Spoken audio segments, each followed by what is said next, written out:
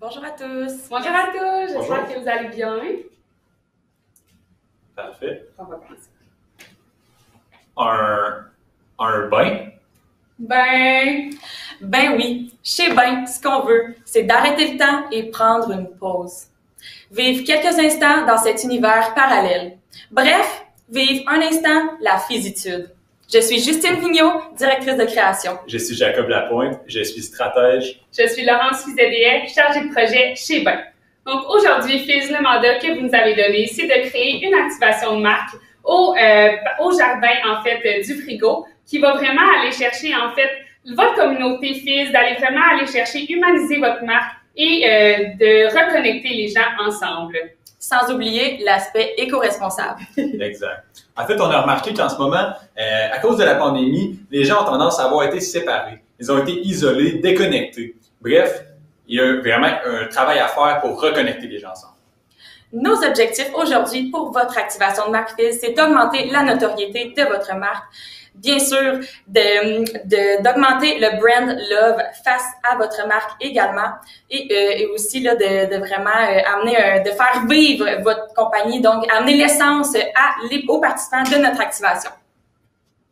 Le public cible qu'on va chercher, c'est les Smart Connected. Donc, vous en avez parlé dans votre mandat. C'est vraiment, en fait, les jeunes de 15 à 35 ans qui sont connectés, ils aiment faire les choses eux-mêmes, sont aussi également très jeunes, très dynamiques et ils aiment tout ce qui est bien simple et le fun comme votre marque. Donc, pour aller rejoindre ce public cible-là et aller chercher votre mandat, donc on a développé en fait la stratégie qui est que Fiz, en fait, c'est l'ami qui rassemble les individus ensemble. Donc, d'où vient la physitude? La physitude, c'est quoi? C'est vraiment une énergie, c'est un sentiment, c'est un mode de vie. C'est vraiment ça qu'on veut amener, de vraiment reconnecter les gens ensemble et aller leur faire vivre une expérience inoubliable. Je vous laisse vous imaginer. Vous vous promenez dans les jardins du frigo avec des amis, avec de la famille et soudainement, vous entendez un son. Dring, dring. C'est une sonnerie de téléphone. Qu'est-ce qu'on fait dans ce temps-là? On décroche.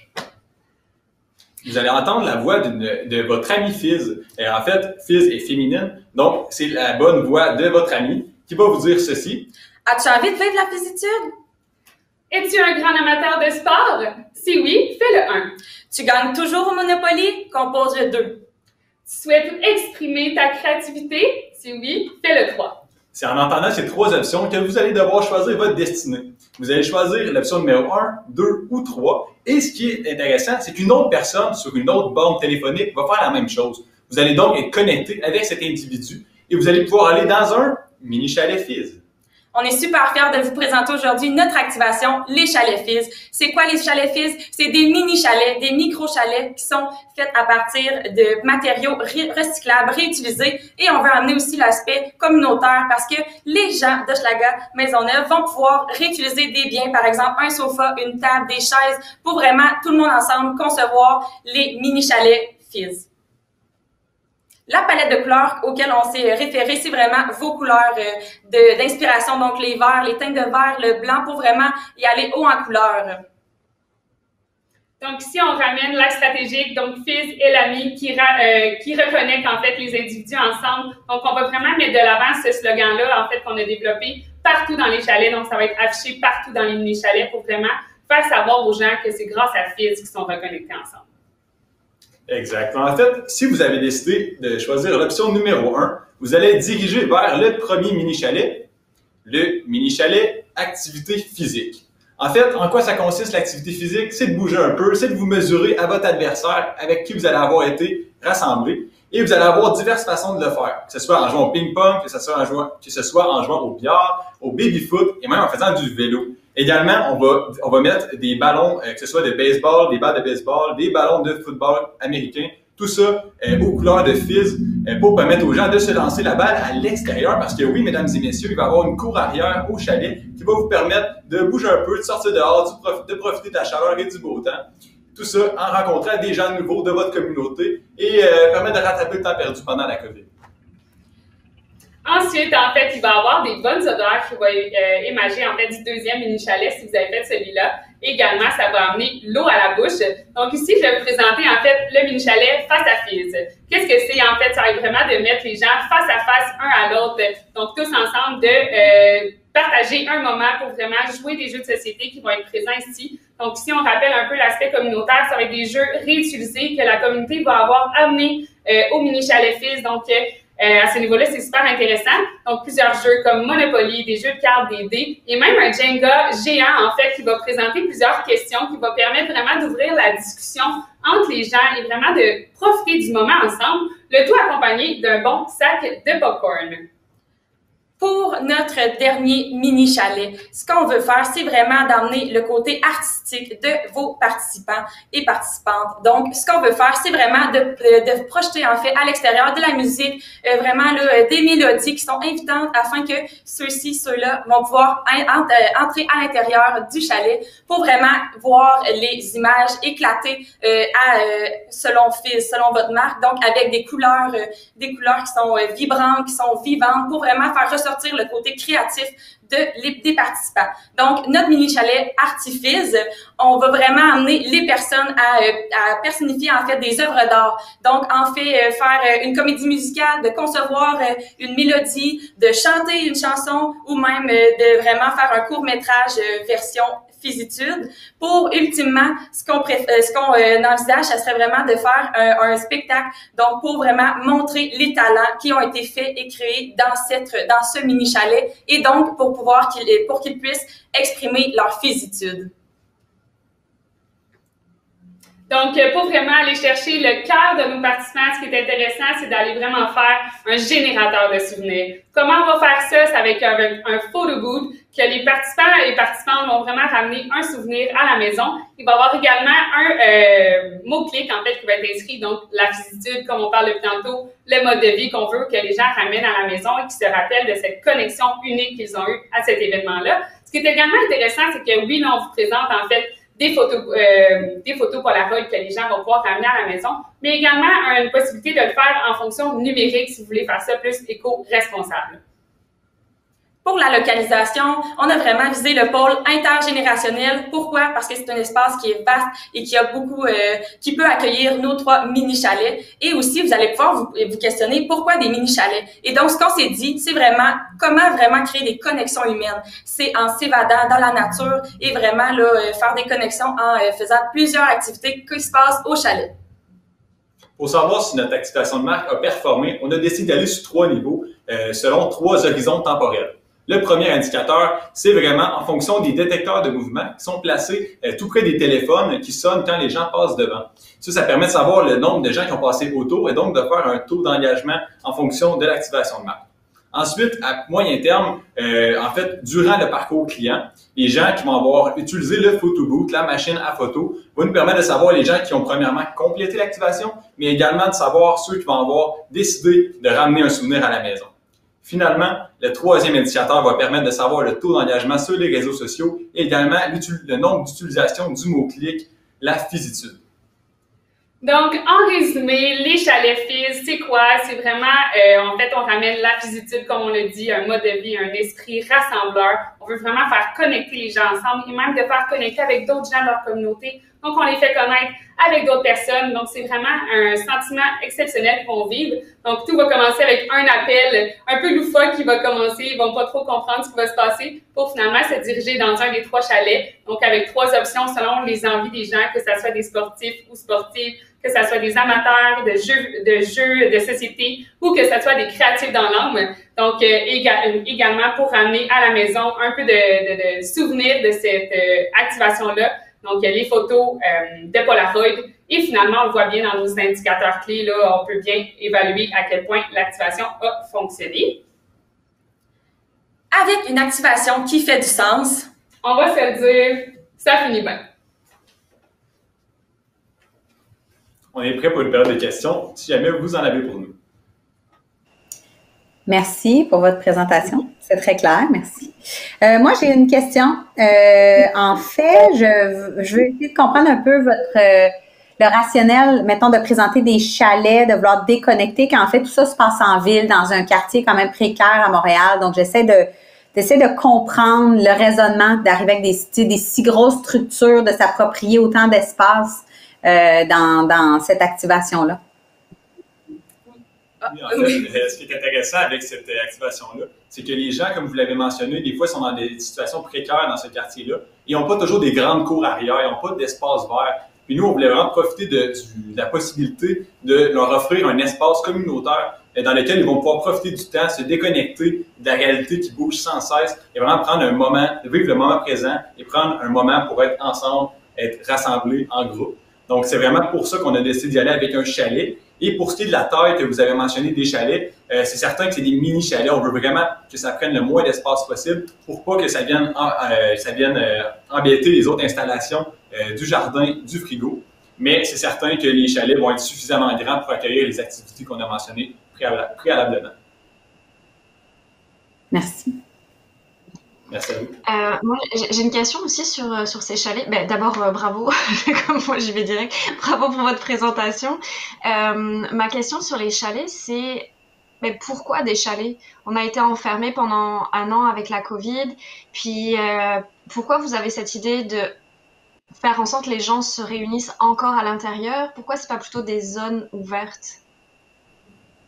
En fait, ce qu'on a trouvé, c'est vraiment qu'au cours de la pandémie, il y a vraiment eu une connexion à l'aspect numérique. Donc, tout le monde était vraiment connecté sur l'aspect numérique. Et nous, ce qu'on a voulu faire, c'est vraiment de connecter à l'humain. Donc, vraiment, en se ressourçant au niveau d'un chalet, on va vraiment au cœur des personnes et on va vraiment aller chercher l'esprit rassembleur tout en faisant des activités qu'on retrouve au chalet.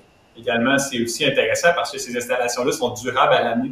Donc, que ce soit en hiver, en été, à toutes les saisons, on peut les utiliser. Donc, c'est vraiment une valeur ajoutée pour les gens du quartier qui vont pouvoir, quand il va y avoir de la neige dans leur cour arrière, venir passer du bon temps dans les jardins du frigo et l'été faire de la même chose. Puis s'il y a de la pluie, c'est à l'épreuve des intempéries également. Donc, c'est vraiment stratégique pour le bien de la communauté. Donc, si je comprends bien, c'est pas ponctuel, c'est vraiment des installations qui sont là toute l'année. Est-ce que dans le budget prévu, comme dans le 50 000 prévu, FIS serait là pour toute l'année assurer la sécurité. Encore une fois, c'est un quartier précaire, donc il y a des gens qui pourraient s'installer dans ces chalets pour squatter parce qu'ils ont besoin. Donc, est-ce que dans le budget, vous aviez comme prévu une sécurité, puis une façon de déneiger les chalets, etc. Est-ce que tout ça, c'est prévu dans le budget? Ce qu'on peut vous proposer au niveau, là, comme vous dites, d'amener au niveau si jamais il y a des personnes qui viennent dans les chalets pour, par exemple, habiter ou rester une certaine période de temps. Ce qu'on vous propose, c'est également d'aménager un espace qui est précisément pour ces personnes-là, donc pour ne pas venir empiéter sur les activités du chalet FIS, mais au moins d'avoir une touche qui va rejoindre tout le monde, l'ensemble de la communauté, et ne pas faire de la différenciation pour certaines personnes de Schlager Maisonneuve. Sinon, aussi, là, pour compléter un peu la réponse de ma collègue, au niveau sécurité, si le soir, par exemple, on ne veut pas que les personnes rentrent dans le chalet, en fait, ça peut être de mettre un système d'alarme qui est super simple à mettre en place avec, en fait, de barrer les chalets le soir dès que la journée est terminée. Parfait, merci. Moi, j'avais comme 2 questions, en fait, mais vous avez comme semi-répondu, mais je voudrais juste pousser un petit peu plus parce que au niveau de la construction des chalets, dans le fond, on avait un budget de 50 000, là, comme Isabelle l'a mentionné. Fait que construire même déjà un chalet, ça me semble quand même assez dispendieux. Est-ce que vous aviez pensé à une façon de peut-être diminuer les coûts de la construction des chalets? Oui, absolument. C'est un très bon point que vous soulevez. On y avait pensé. On avait 2 options à vous proposer. La première, c'est certain que c'est intéressant d'utiliser des matériaux recyclables et recyclés. En fait, on l'avait déjà parlé un petit peu, mais on peut vraiment pousser ça à fond et se servir de l'engagement de la communauté pour vraiment réduire les coûts de fabrication en fonction de ce que les gens ont déjà chez eux. Donc, que ce soit des matériaux, des divans, des fournitures, tout ça, des jeux de société aussi. Et ça, c'est la première option. Puis également, pour réduire les coûts, on peut aussi faire un seul chalet à 3 étages. Donc ça serait quand même un mini-chalet, mais les installations comme le toit seraient diminuées de 18 par 3 en fait, parce qu'il reste seulement un toit à bâtir. Donc ça pourrait être intéressant de faire le premier étage, le sous-sol et évidemment le 3e étage pour rassembler les 3 verticaux.